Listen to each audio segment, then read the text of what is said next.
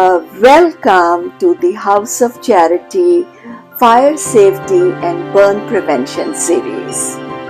This week we are continuing to discuss kitchen fire safety and burn prevention. Kitchen fire safety and burn prevention is a very critical and important topic because half of the fire reported starts from the kitchen while cooking. So we decided to continue this for another week. So let's begin. So this week I would like to discuss few important points for kitchen safety and few important safety measures that are very critical and important to follow, especially for women my age. So I am in my early 60s and I am an empty nester. You all know that I just survived cancer. I am on very particular medication that makes me dizzy. These safety precautions. So number one, very important thing, do not cook if you are dizzy or if you are feeling sleepy or if you are feeling tired. Because when you are tired, your body has no energy to cook. So it is very, very important to rest first and then come in the kitchen to cook. So I would like to share a story with you. The other day, I was feeling little tired and little dizzy, and I decided to cook. And you all know that I love to cook. So when I decided to cook, I wanted to cook three things.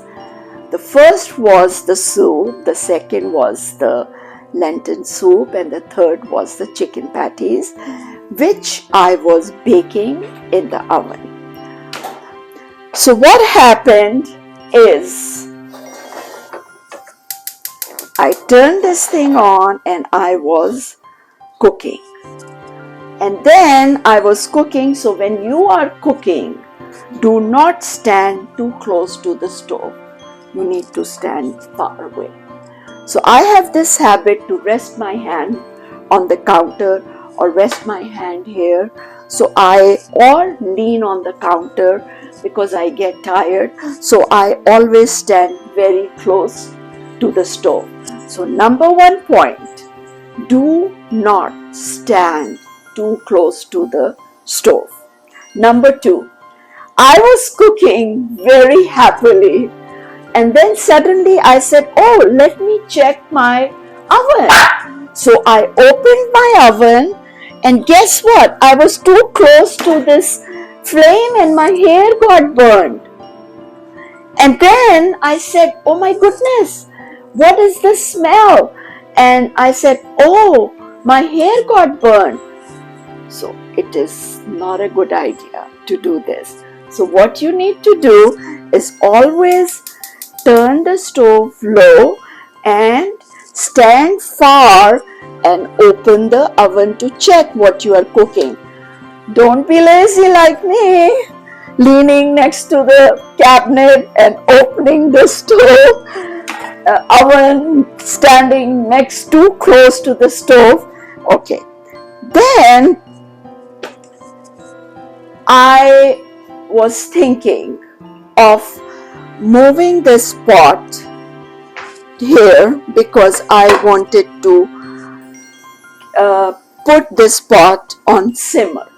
So what I did, instead of turning the stove, I totally forgot, believe me. And it is side effects of these medications that I'm taking. It makes me dizzy. It makes me forget things. So I totally forgot to turn the stove off first. So I lifted this, and when I was moving it, I am turning it off right now. But when I was moving it like this, it was on a full flame and I burned my arm. And I said, oh my goodness, what is wrong with me? So that is another point. You need to realize if you are moving a pot from one stove to another stove, you have to make sure that you turn the stove off. Okay. So I put this thing on simmer, and these paper towels were next to it. And when you put things on simmer, the flame is so low that I will show you. The flame is so low. Look, the flame is so low on simmer that I cannot see without my glasses. So next day, which was like after 24 hours, I was cleaning this counter and the flame is still on, but I did not see because I was not wearing my glasses. So, and I touched this and this was hot. And I said, my goodness, why this is hot? And then I put my glasses on and I checked and the flame was on simmer, so I turned it off. So this is a very important point to note. Now 2 points. Number 1, never keep anything close to your stove. Flammable things close to your stove, which is rags or paper towels or spices in cardboard boxes. Never keep them too close to the stove. Always store them nicely in your cabinet. And point number 2, you need to make a sign like I did. I made a sign and I decided to put it on the spot which will never be missed. So my husband told me, let's do this. Let's put this sign on the door. So I said, no, not on the door because we don't go out every day. So we decided to put it on here, on our microwave. So that way, whenever I am walking from my bedroom or he is walking or anybody else is walking and they can check this. So this is very important for you to make a sign and put it somewhere noticeable and make a sign that is bold, bright, not cluttered, and the sign that you can read without your glasses.